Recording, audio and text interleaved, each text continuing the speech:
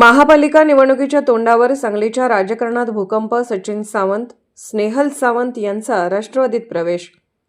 सांगली, मिरज आणि कुपवाड महानगरपालिकेच्या निवडणुकीसाठी उमेदवारी अर्ज दाखल होण्याच्या प्रक्रियेदरम्यानच राजकीय घडामोडींना मोठा वेग आला आहे.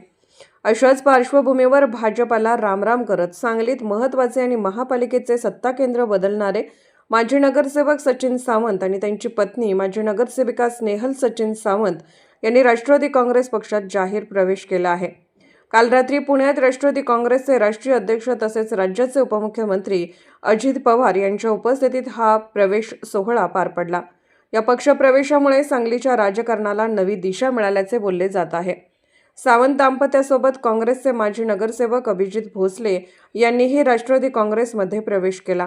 याशिवाय शहरातील विविध भागातील अनेक कार्यकर्ते आणि पदाधिकाऱ्यांनी देखील राष्ट्रवादीत प्रवेश करून पक्षबळ वाढवले आहे. यावेळी राष्ट्रवादी काँग्रेसचे शहराध्यक्ष पद्माकर जगदाळे यांच्यासह पक्षाचे प्रमुख नेते आणि पदाधिकारी मोठ्या संख्येने उपस्थित होते. या घडामोडींमुळे महापालिका निवडणुकीत राजकीय समीकरणे बदलणार असल्याचे स्पष्ट संकेत मिळत असून आगामी निवडणूक अधिकच चुरशीची होण्याची शक्यता निर्माण झाली आहे.